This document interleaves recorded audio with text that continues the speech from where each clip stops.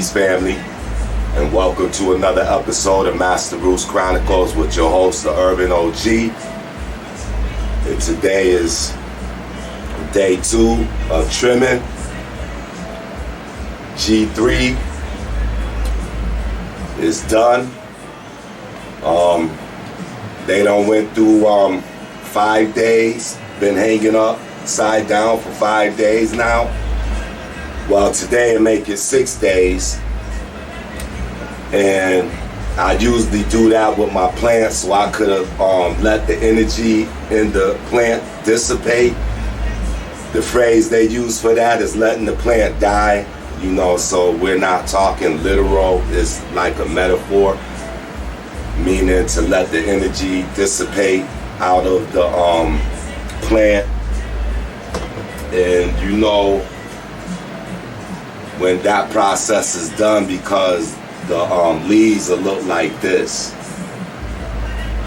and being that the leaves look dead, that's where that phrase letting the plant die come from, because these leaves is dead, and these leaves are also an indicator letting you know when the plant is ready to be trimmed. So I'm down to my last plant now. Plant number 3 of the pineapple haze, and I'm gonna just trim it, sit here and trim it up, and you know, just chop it up a little bit, hit my spliff a couple of more times. This process usually take about 2.5 hours, but by me sitting here talking, it's gonna take a little longer. So I'm gonna just get to work.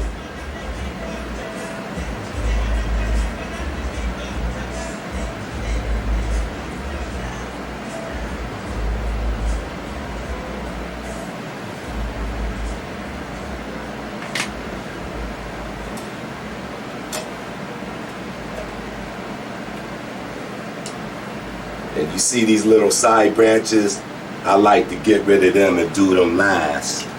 So I just cut them off.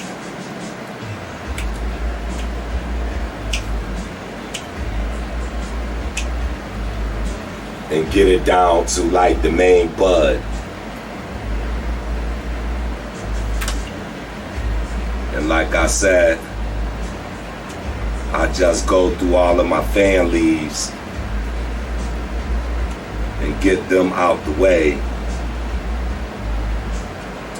Whichever ones I could reach with the scissors, I will. Just to cut down on me chopping on the bud.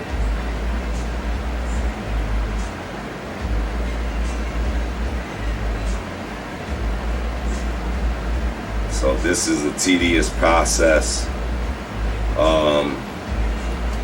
You have to have experience doing it, because you're capable of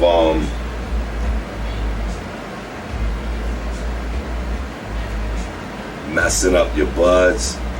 I think I'm gonna go grab my glasses too, because that really helps.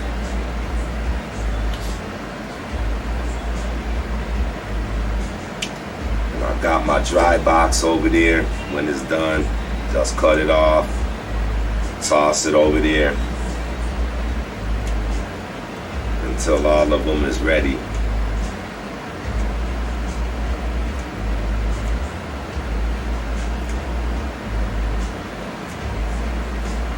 And basically all you doing is shaping the bud. Right now it's a lot of sugar leaves around it. They don't all need to come off, especially if they got frost on them. You want to kind of leave those and just go work your way around the bud. And basically that's it, you know what I'm saying? And I'm gonna just cut it like that, and the bud is ready. Just toss it in the dry box. Oh, let me get that bud back.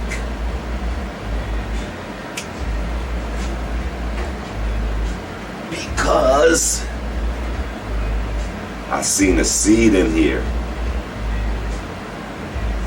Yup, there it go.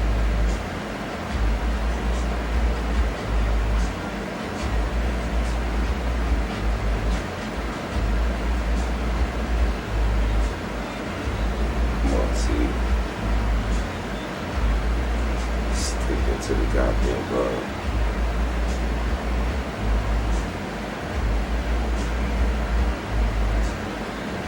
But anyway, I noticed that it was some seeds. The plant at the base of the bud, you know, it's like a little, look like a little pollen sac, but it's a seed inside there. And I've been noticing them on a few of my plants. And I was talking to someone today, and I was like, well, what is these third generation? Because this plant was grown from second generation seeds.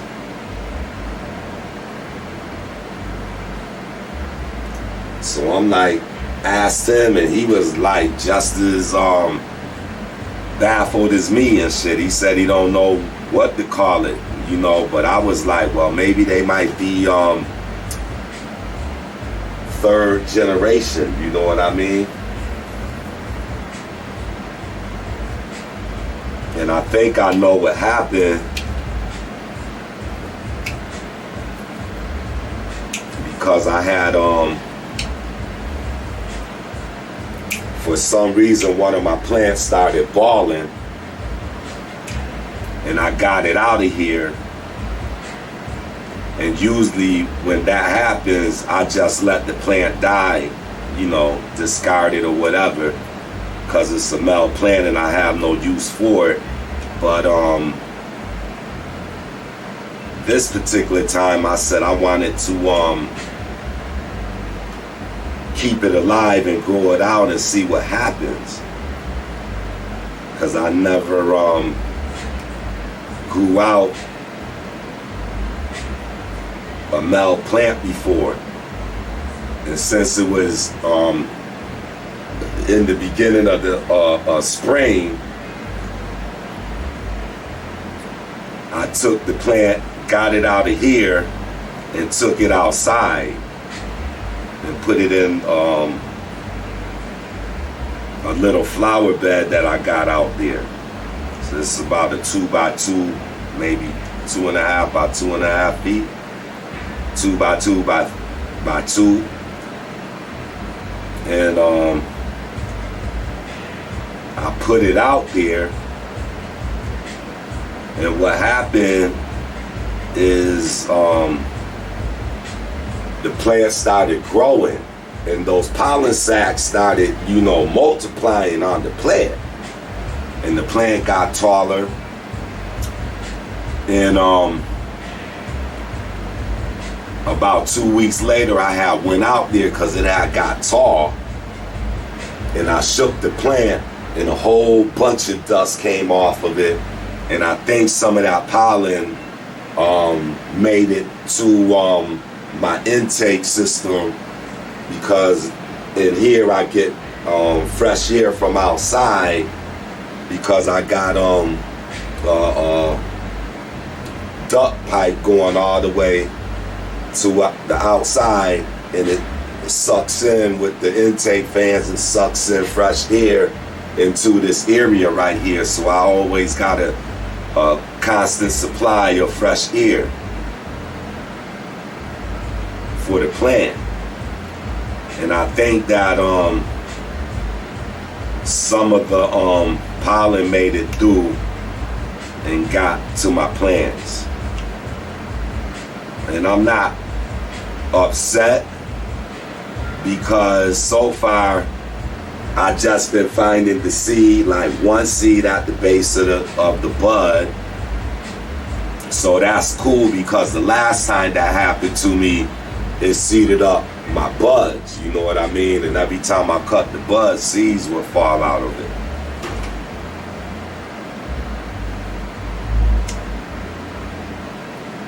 So that plant out there was supposed to be like a pineapple chunk. And the plant in here was female pineapple haze. So I guess they must have crossbreeded, man. And those seeds is the product of that cross, of those plants crossbreeding, you know. So it might just be a whole new strain and shit, you know. That part of the game,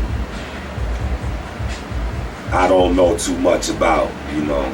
I'm not into like breeding seeds and shit, plants for seeds and crossbreeding them and coming up with new strains, you know. I commend the peoples that do that, you know what I mean? But that's not what I do. All I do is basically grow plants.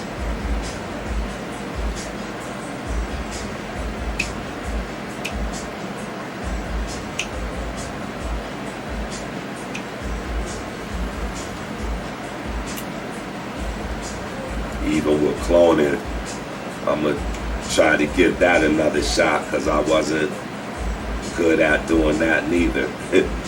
So I just stick to the seeds and shit and get my seeds to germinate. And once they germinate, I take it from there.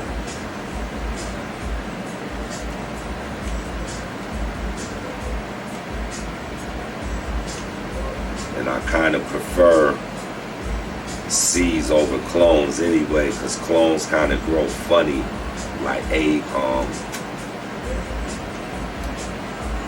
when seeds grow asymmetrical, I forget the way they call it, but it grows staggered, you know what I mean? It's not like sets, you know, a branch will grow here, then it'll grow here, then it'll grow like that, you know, so it's hard to gauge it when it comes to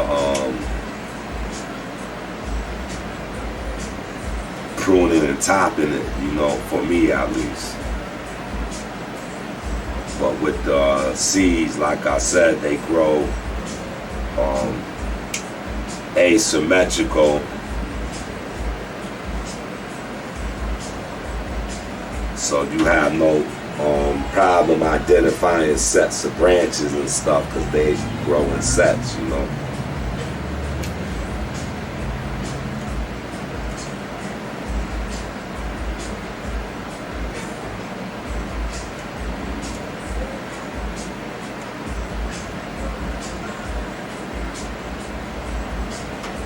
So that's basically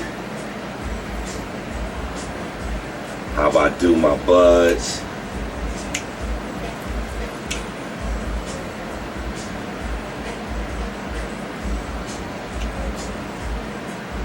Just go through here and cut off these fan leaves, as many as possible.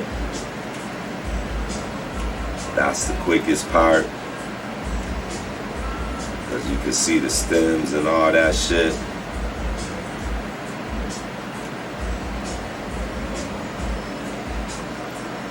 Still need to get my glasses because I got some right here.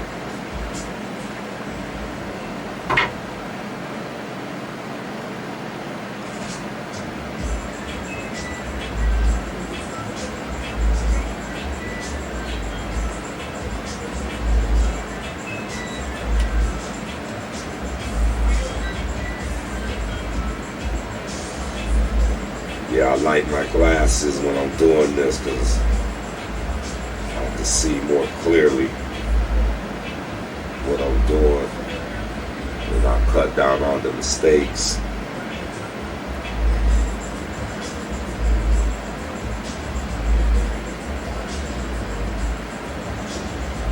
I need to get a glove too.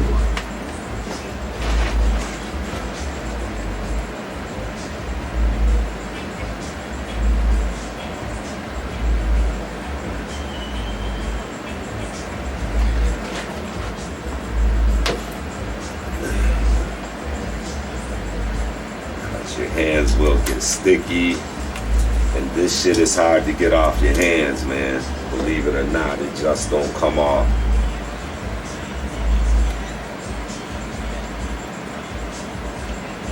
If you have like a lot of trash around the buds, and you just wanna get that off.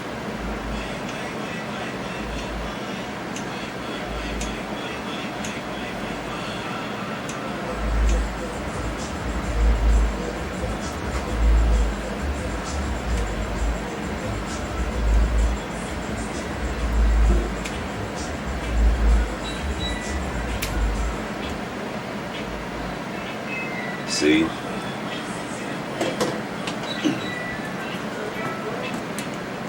Right there at the base of the plant, right where them scissors is pointing, is a seed.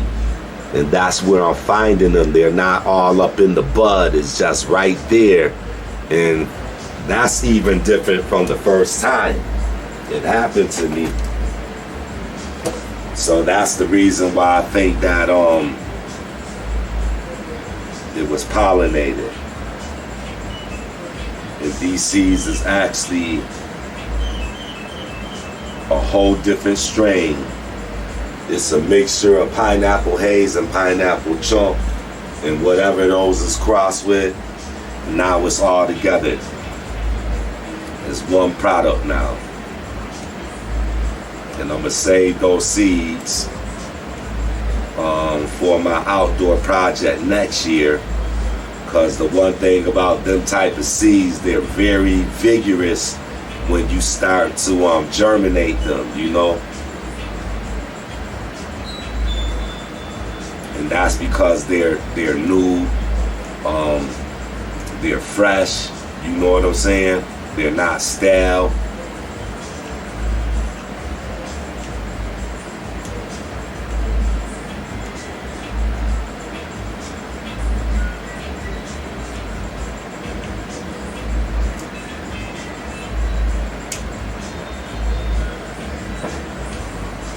And like I said,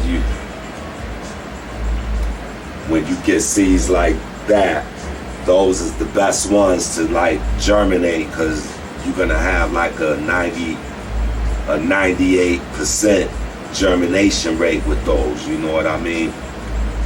How the companies be saying, yeah, their seeds is 98% or whatever. And a lot of times, you know, that ain't so, because a lot of those seeds be sitting for like a year, 2, 3 years. You don't know how long until you get them and try to germinate them. And if it take like over a week, you know that seed is an old seed, and it don't have that much energy in it to germinate. So those usually wind up being dud seeds.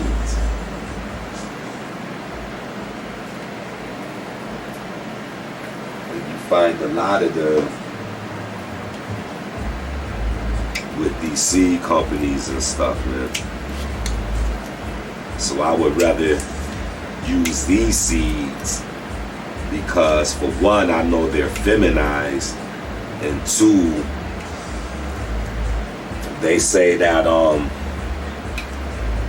second generation seeds or seeds that produce itself are better than the plant that they came from, the qualities in them and shit.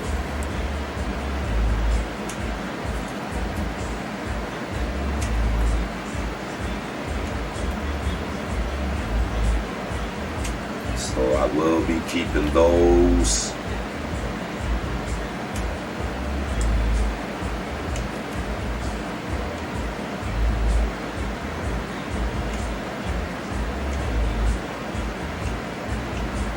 Hope you could see me trimming. I tried to have the camera up enough where you could see me trimming.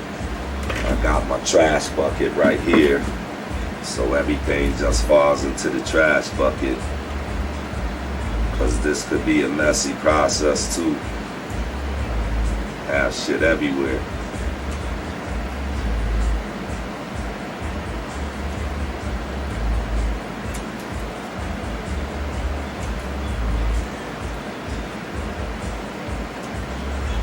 like using the micro tip trimmers too, man, because they allow you to get right up into the bud tightly and shit and get the leaves, you know, like this. And I just pull it out like that, you know. So if I could get to it, I'm gonna cut it. And the ones I can't get to, I trim them.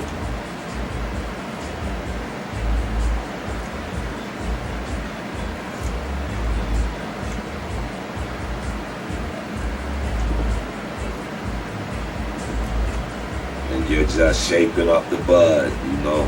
You don't need to go crazy chopping and shit like that, you know, because the bud is basically formed on its own. And it's still gonna like tighten up more.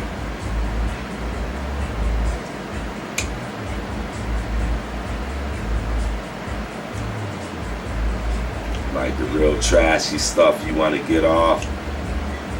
But if you have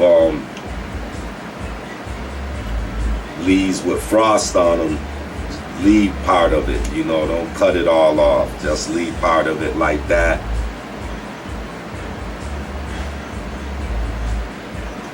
And it should look like this.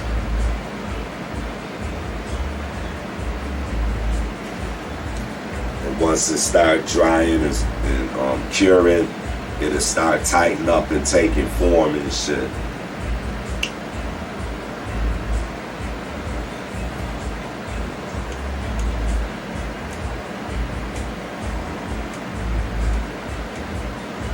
Forget the name of these trimmers, but they're really, really nice. I forget the name of them, but I'm gonna get another pair too.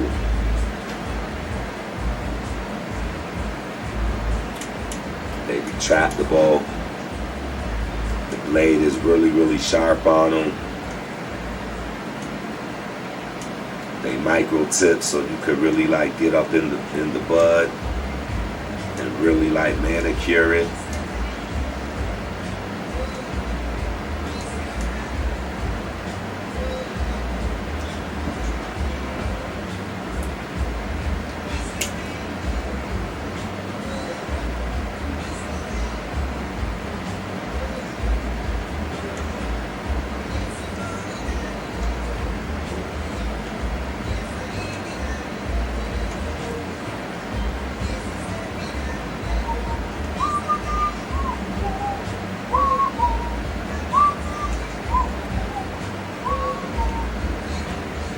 So that's basically it. Might be a little more, but that's it, man. You know, I don't go crazy over that.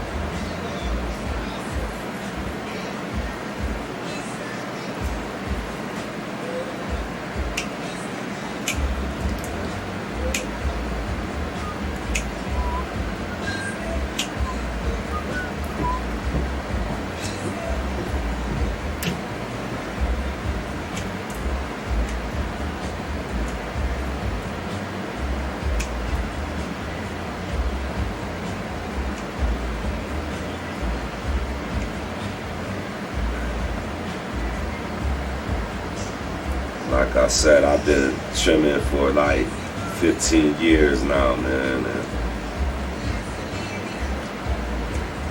it's always the same way, tedious, man. In the beginning, it was exciting, you know, because it was your first time doing it and shit like that. But man, when you got like a lot of plants and you the only one that know how to trim and shit, man, this shit could get monotonous, you know what I mean, and tiresome, and your hands get crampy and shit, you know what I'm saying? So that's what I was telling my man, that people understood what you have to go through for them to get the bud and shit, you know. Maybe they have a better appreciation for the weed, you know what I'm saying? Because right now they just getting it in the streets and it's already, you know, done, you know what I mean? The trimming and all that, you know. You like basically dealing with the end product. When you get it on the streets or at the dispensary, you know, when you be admiring how nice the buds look, you know what I mean? But shit, man, it's a process for that to happen, and this is out of the whole growing process. This is the most tedious of them all, you know. It took me time to get good, you know what I'm saying? Because, like I said, it was a time where I was cutting out buds or cutting them, you know, didn't know what was what inside there, and I, you know, just cut and then the whole bud just fall apart and shit, you know. So I got better by learning which stem to cut, you know. Because the leaf have a stem and the bud has a stem, you know what I mean? And sometimes them stems could be, you know, so tied up on each other that you make the wrong choice and it, you know, just cuts the bud in half.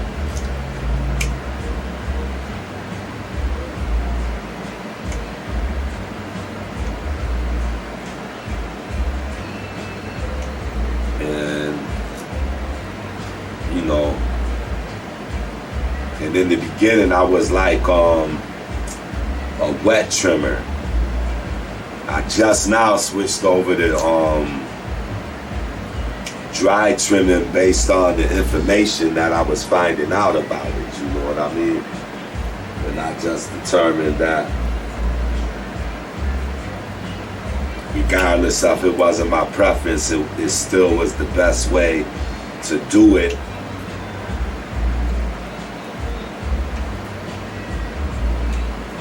Because a lot be going on with the plant, you know. You have to understand the plant too, you know what I mean? Even like the biology of the plant, you know what I'm saying? And we learned a lot of that in school, biology and shit, you know. Dealing with the different parts of the plant and shit, knowing what they do and shit like that. They taught us about photosynthesis, you know what I mean? And I ain't gonna say that's the main thing for cannabis, you know, because all plants need to photosynthesize. That's how they get their energy. That's the reason they photosynthesize, is to get energy, you know what I mean? And they store that energy, and then, you know, when the sun set or the lights is turned off, then that energy goes to work and it start doing other things like getting nutrients and shit like that for the plant. Either nutrients or micronutrients or compounds, it don't matter. Whatever the plant needs, as long as it has the energy, it's gonna get it, you know. And like I said, if your soil is healthy, your plant gonna get everything that it need, you know. That's why peoples is going crazy over the living soil, because it have a lot of amendments in there that the plant need, you know what I mean? And some people say all you have to do is just water, you know. You don't even have to give it nukes and shit, you know. And they swear by it, so I guess it's true. But I always been into tailoring my own stuff, you know what I mean? When it came to nukes, different nukes and stuff like that. At first I was using, I still use liquid bone meal and liquid potash and shit like that, liquid fish emulsion, because those is organic, but you have to know how to use those products, you know what I mean? And that's what I had to do. I had to learn how to use them, to the point where I developed my own program. I got a program that I developed that I use on my plants, you know what I mean? And it's called the Nutrient Exploration Program. And I developed it out of trial and error, you know what I'm saying? But when I perfected it, that's when I started getting big time results, and it started turning around a lot of my problems, especially with over fertilization and shit.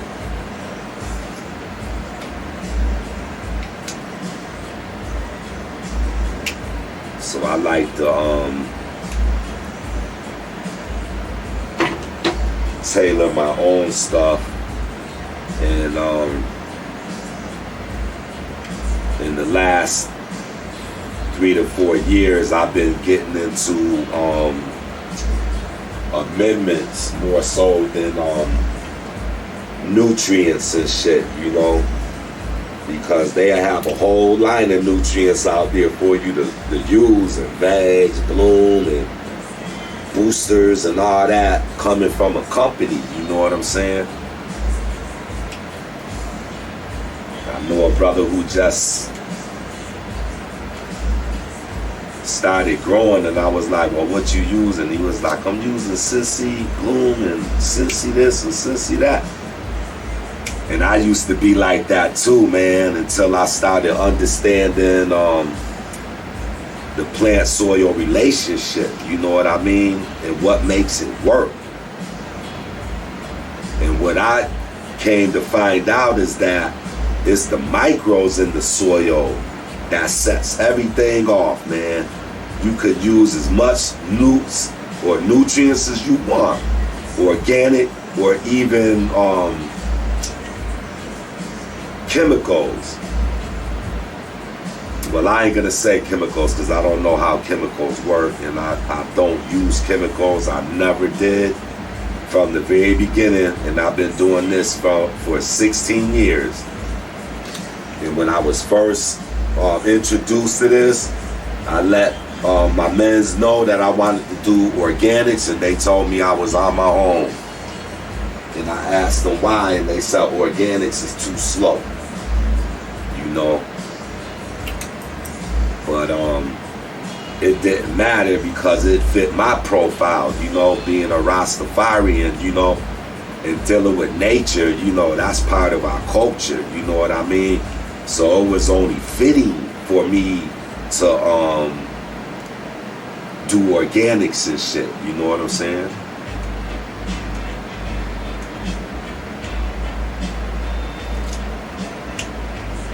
So I had to learn, and at first I didn't know anything, you know what I'm saying? And what happened was a hydro store had opened up right around the time we had started growing, and I would go there to get all of my shit. And the two dudes who owned it, Tom and Rick, they was cool white boys, man, and back then marijuana wasn't legal then, so you couldn't say the word marijuana in a hydro, I don't think, in any hydro store, you know what I mean, when it wasn't legal, so I didn't know, I'm looking for shit for my weed plants, and they like, shh. And then when the peoples left, they explained it to me that, they find out they selling for marijuana, they could get shut down and shit, So we, after that, we would just speak in code and shit, you know what I mean? Or if a lot of people were in there, I would just walk around and shit until they leave, and then, you know, they'd start, you know, talking and shit, man. But them two dudes is the ones that schooled me on organic products and shit, you know. Because I was like just going in there, and just because it said natural, I would get it.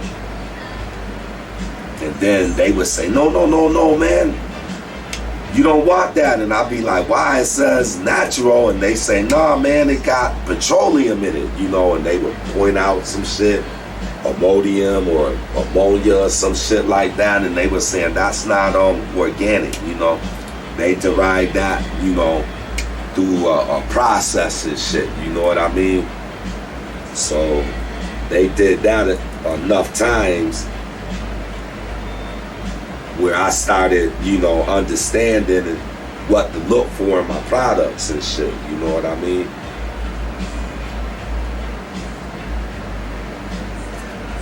And then I strayed away from all of those products and started getting into like seaweed, fish emulsions, the liquid bone meal and shit like that, liquid potash. You know, because all of those things were organic. So I would use those. I still do. But like I said, I wasn't using them the right way. And that's one of the reasons I don't follow instructions, man. Because I was following the instructions a lot of times, and I wasn't getting the results. And they telling you to use this many teaspoons and that many tablespoons and shit like that.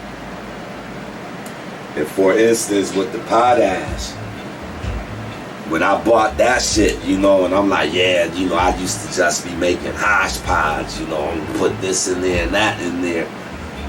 And I didn't know that the potash was real high in ppms, you know. You don't need much of that shit at all, especially if it's that Humboldt deuce. It's 22% potash. It's called deuce. And man, that's the strongest shit I ever fucking used, man. 1 teaspoon shot my shit up there like 3,000 ppm. Maybe 4,000. I got to check my notes. But when I found that out, then I started to realize why my plants were fucking up. Because at that time I wasn't using meters and shit like that. I was just mixing, following the instructions.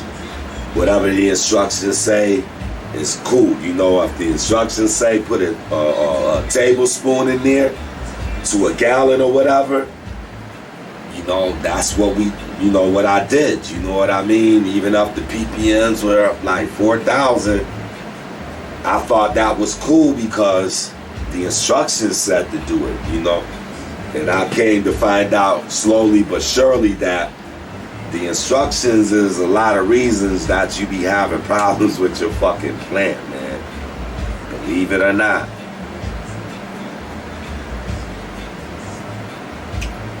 So that's what led me into creating my own program, because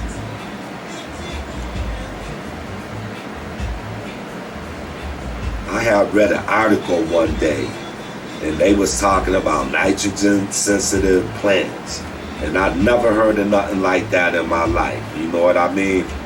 And I read the article and they was like talking about how plants is nitrogen sensitive and that you can't give it like the full dose and shit, you know. And I'm reading through the article and, you know, a lot of shit started going through my mind, because I was like, well, maybe that's the reason why my plants is fucking up, because I'm giving it too much or whatever, you know what I mean? And that's basically what led me to develop my program. Because I was like, well, how do, you know, if I'm giving it what the instructions say. If it say a tablespoon and that's too much, how do I gauge it? You know what I mean? So I put together a method where I was able to gauge my nutrients, you know, to see how strong they were, and then I use it based on the information I got, you know, from my program and shit, you know what I mean? And after I developed that, I started having better success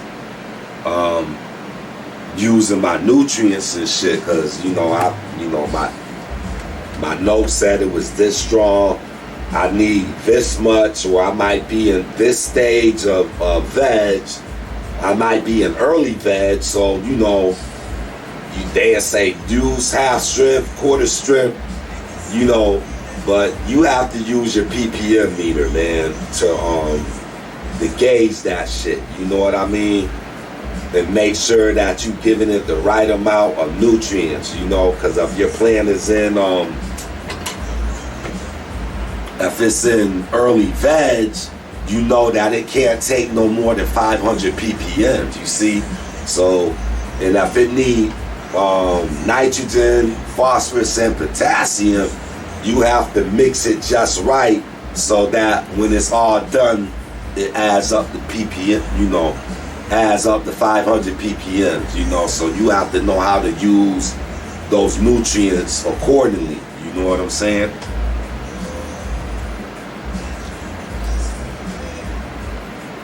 And that's what I was able to do when I developed my program, you know, because after I figure things out, then I start doing the breakdown. Well, it's this much ppm per tablespoon. How much is it per teaspoon? And then I do the math. You know, 3 tablespoons equal. 3 teaspoons equals 1 tablespoon. So you divide that by 3 to find out how strong it is per teaspoon, you know what I mean? And then you know teaspoons is 5 milliliters, so then you do the math.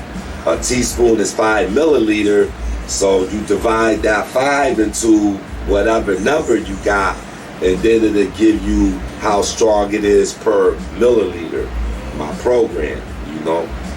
So that's basically what I've been using for the last 3 years, you know. I perfected it, you know what I mean, this year with this growing cycle, you know. And I have my notes and everything, so when I get new stuff, you know, I take it through my method, you know, and I go through all the steps I need to go through to find out how strong it is and how to use it per tablespoon, per teaspoon, and per milliliter. And based on that, that's how I use my nutrients. And then when I started studying the web-soil relationship, that's when I started getting into microbes, you know what I mean?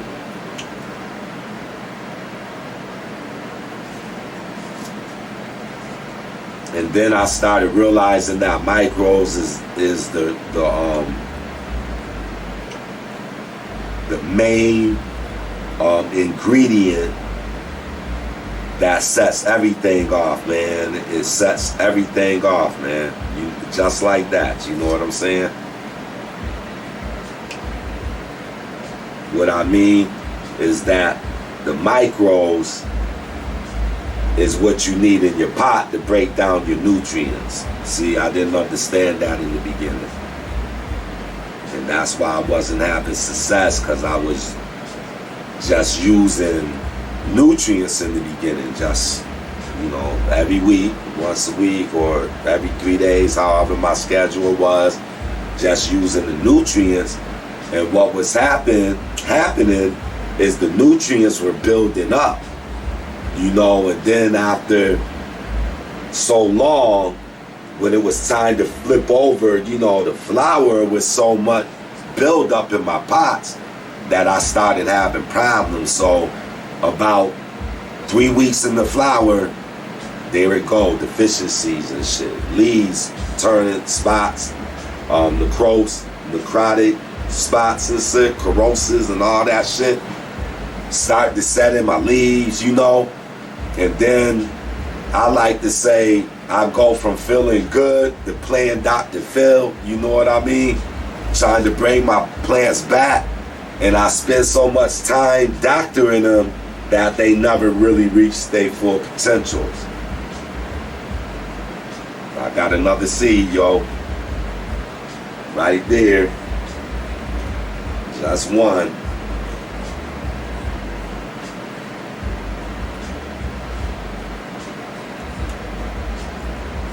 So, you know, by me studying the plant-soil relationship, I got a better understanding of how things work, you know. And then I was able to use my products better, you know. And not only that, I started getting back into my compost teas and shit, you know. Because at one time, I even stopped using those because every time I mixed that shit and tested it, it would always be like off the fucking meters, man. And I wind up wasting shit, you know, only able to use half the 5 gallon and throwing the rest away.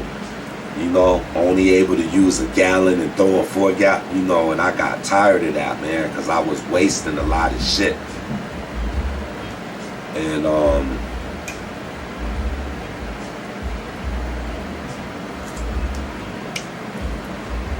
I started researching. I found out about recharge, so I said, man, I'm gonna use recharge, you know what I mean? And I started using that. And then, like I said, I started studying the plant-soil relationship. And then I started to realize that the recharge was mimicking the compost tea, you know what I mean? So it was best for me to start making compost teas again, because recharge is just gonna use like a certain set of micros that they might have license for or pattern for, you know what I mean? But when you make your own compost tea, you can have a combination of micros, you know what I'm saying? And that's basically what I'm doing now, you know, because I'm using 2 versions of the compost tea now. You know, I'm using the aeration version, and I'm using the